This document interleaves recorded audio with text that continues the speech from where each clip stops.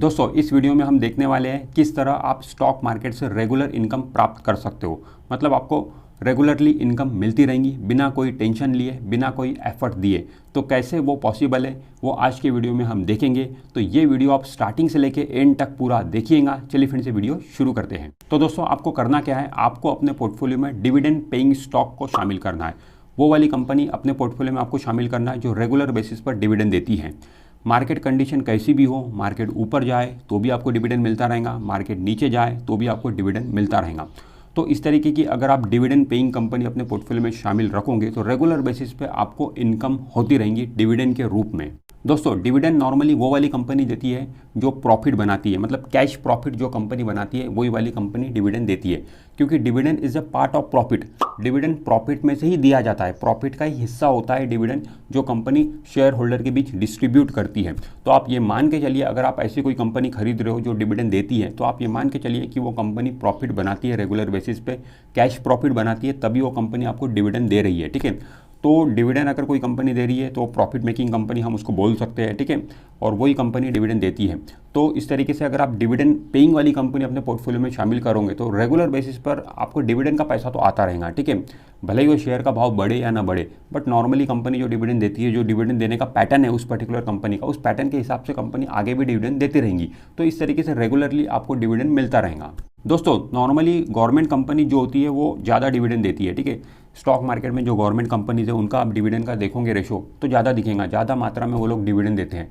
But government company के साथ में दोस्तों एक प्रॉब्लम ये होती है कि उनका शेयर एप्रिसिएशन में काफ़ी प्रॉब्लम देखी जाती है। डिविडेंड तो दे देती है गवर्नमेंट कंपनी, बहुत अच्छा डिविडेंड देती है, प्राइवेट कंपनी के मुकाबले गवर्नमेंट कंपनी का डिविडेंड अच्छा खासा आता है, अच्छा ज़्यादा आता है। ठीक है, बट उनका शेयर एप्रिसिएशन को लेके काफ़ी प्रॉब्लम होती है।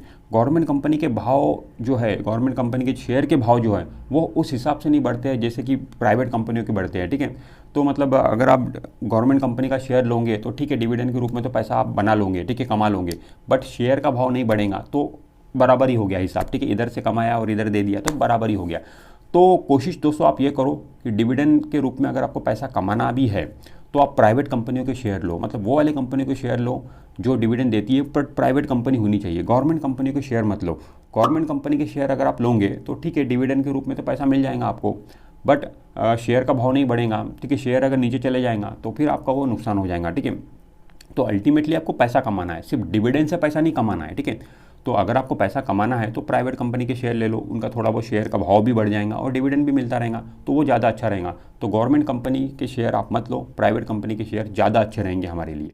तो आप ऐसी कंपनी ढूंढ के निकालिए जो कंपनी प्राइवेट हो और वो डिविडेंड रेगुलर बेसिस पे देती हो और उनके शेयर का भाव भी बढ़ता है। तो उनका चार्ट पैटर्न आप देखोगे तो शेयर का भाव भी रेगुलर बेसिस पे मतलब बढ़ रहा है। ठीक है, अप ट्रेंड में है और डिविडेंड भी हर साल देती है। तो इस तरीके की प्राइवेट कंपनी अगर आप अपने पोर्टफोलियो में शामिल करोगे तो इससे डबल बेनिफिट होगा, डिविडेंड का पैसा भी आपको मिलता रहेगा, ठीक है, और शेयर एप्रिसिएशन होगा तो उसका भी बेनिफिट आपको मिलता रहेगा। दोस्तों डिविडेंड एक तरह से पैसिव इनकम का जरिया है। डिविडेंड में क्या है कि दोस्तों अगर आपने एक बार अपना पोर्टफोलियो बना लिया तो फिर रेगुलर बेसिस पर आपको डिविडेंड मिलता रहेगा। शेयर का भाव जो भी कम ज़्यादा हो रहे होंगे उससे कोई मतलब नहीं है आपको। आपका एक बार अगर पोर्टफोलियो बन गया तो रेगुलर बेसिस पर आपको डिविडेंड का पैसा आता रहेगा। ठीक है दोस्तों, कुछ कंपनी स्टॉक मार्केट में ऐसी है जो साल में 2-2 बार 3-3 बार भी डिविडेंड दे देती है, और कुछ कंपनी ऐसी है स्टॉक मार्केट में जो साल में सिर्फ एक बार डिविडेंड देती है, और कुछ कंपनी ऐसी भी है जो कभी डिविडेंड देती ही नहीं है। ठीक है, तो आप वो वाली कंपनी लो जो कंपनी ज़्यादा डिविडेंड देती है। ठीक है, बट मैं आपको अगेन वही बोलूँगा कि डिविडेंड को सिर्फ मत देखो। ठीक है, सिर्फ डिविडेंड को मत देखो आप। ठीक है, डिविडेंड के साथ साथ आप ये भी देखो कि शेयर का भाव बढ़ रहा है या नहीं बढ़ रहा है, वो भी जरूरी है। ठीक है, मतलब डबल बेनिफिट आपको मिलना जरूरी है। ठीक है, डिविडेंड का पैसा भी आपको मिल रहा है और शेयर का भाव भी अगर उसका नॉर्मली बढ़ता है तो बहुत अच्छी बात रहेंगी। ठीक है, उस तरीके का पैटर्न दोनों का कॉम्बिनेशन लेकर कंपनी को सिलेक्ट करो। डिविडेंड का पैसा भी आप लो और शेयर का जो एप्रिसिएशन है उसका बेनिफिट भी आप लो। और दोस्तों ये डिविडेंड का पैसा डायरेक्टली आपके बैंक अकाउंट में आता है, वो वाले बैंक अकाउंट में आता है जो बैंक अकाउंट आपके डीमैट अकाउंट से लिंक है। आपके डीमैट अकाउंट से जो भी बैंक अकाउंट लिंक है उस बैंक अकाउंट में ये डिविडेंड का पैसा जमा हो जाता है। ठीक है, और ये नॉर्मली जो रिकॉर्ड डेट होती है, जब भी कंपनी डिविडेंड डिक्लेयर करती है तो कुछ डेट बताती है कंपनी, रिकॉर्ड डेट, ठीक है, एक्स डेट। तो जो रिकॉर्ड डेट है, रिकॉर्ड डेट के 1 महीने के अंदर अंदर डिविडेंड का पैसा आपके बैंक अकाउंट में पहुंच जाता है। अब एग्जैक्ट डेट नहीं होती है दोस्तों डिविडेंड की कि इसी पर्टिकुलर डेट को आपको डिविडेंड का पैसा बैंक अकाउंट में मिल जाएगा, ऐसी कोई एग्जैक्ट डेट नहीं होती है।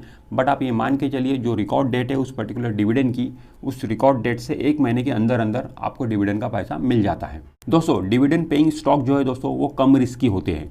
नॉर्मली डिविडेंड वही वाली कंपनी देती है जो प्रॉफिट मेकिंग कंपनी है, जो रिलायबल कंपनी है, ठीक है, जो स्टेबल कंपनी है, वही वाली कंपनी डिविडेंड देती है।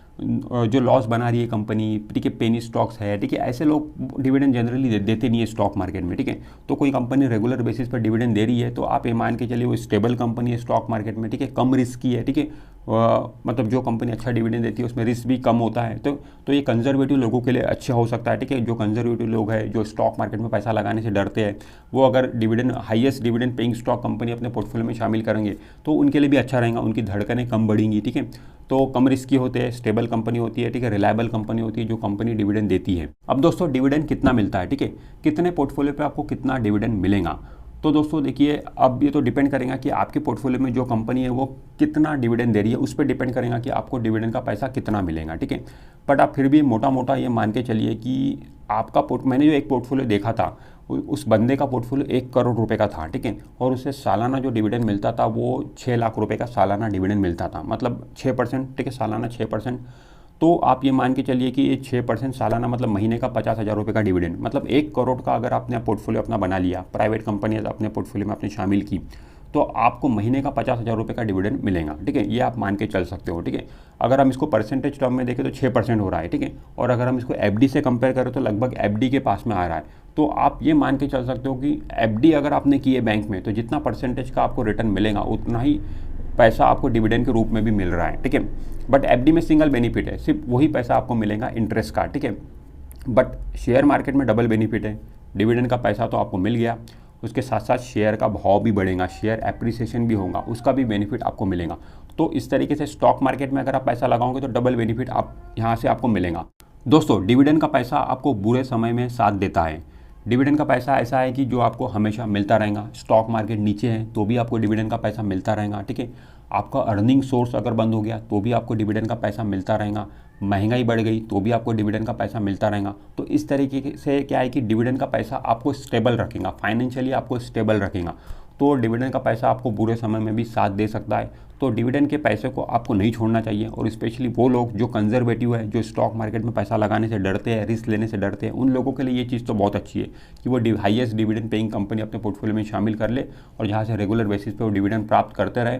और निश्चित रहे, क्योंकि ऐसे जो शेयर होते हैं वो जनरली नीचे गिरते भी नहीं है, ठीक है। जो हाईएस्ट पेइंग डिविडेंड कंपनी होती है वो, जैसे कि मैंने आपको बोला कि उनके शेयर के भाव बढ़ते नहीं है, इसका ये मतलब नहीं कि उनके शेयर के भाव नीचे गिर जाते धड़ाम से, वो स्टेबल रहते हैं, ठीक है। मतलब बढ़ अगर नहीं रहे तो फिर नीचे भी नहीं गिरेंगे। तो मतलब स्टेबल कंपनी होती है जो हाईएस्ट पेइंग डिविडेंड वाली जो स्टॉक होते हैं वो स्टेबल कंपनी होती है। पर दोस्तों मैं आपको रिकमेंड करूंगा कि जो लोग कंजर्वेटिव है सिर्फ वही लोग डिविडेंड के पीछे भागे।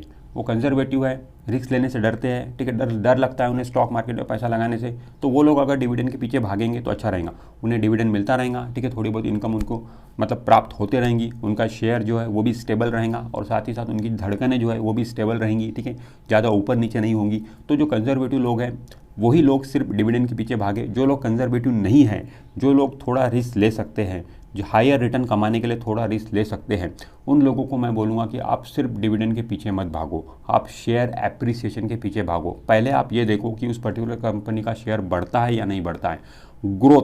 ग्रोथ आपको उस पर्टिकुलर कंपनी में दिखाई देनी चाहिए। ये शेयर का भाव बढ़ना जरूरी है, तभी आप अच्छा पैसा कमाओगे। ये मैं उन लोगों के लिए बोल रहा हूँ जो कंजर्वेटिव नहीं है, जो थोड़ा रिस्क लेने के लिए तैयार है हायर रिटर्न कमाने के लिए।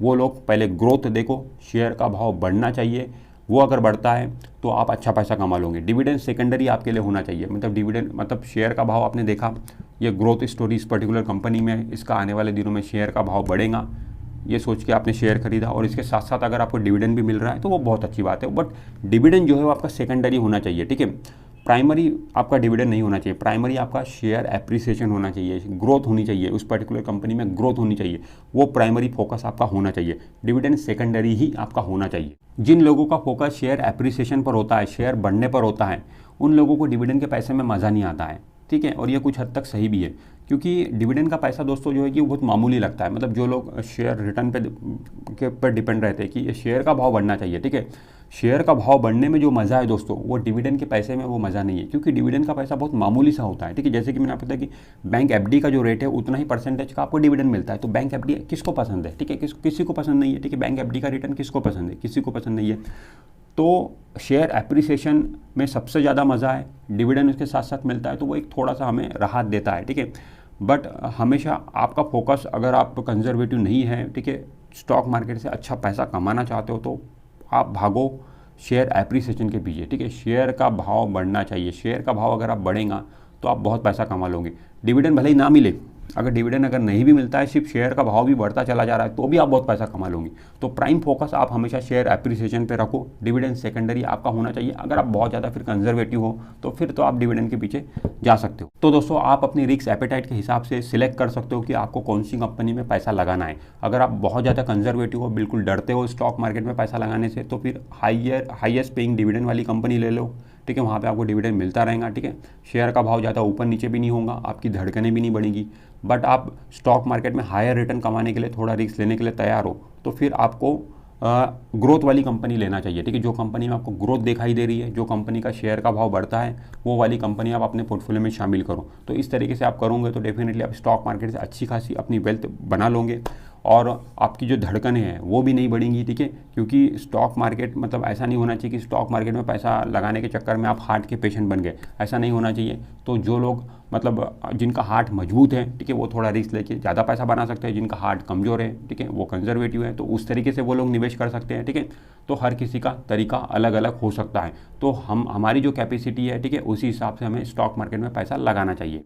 तो दोस्तों आप कमेंट करके बताइए आपका जो पोर्टफोलियो है उस पर आपको कितना % डिविडेंड मिलता है। आपका जो पोर्टफोलियो का वैल्यूएशन है, उस वैल्यूएशन का कितना % आप डिविडेंड के रूप में आपको मिलता है। This is Imran Shaikh signing of.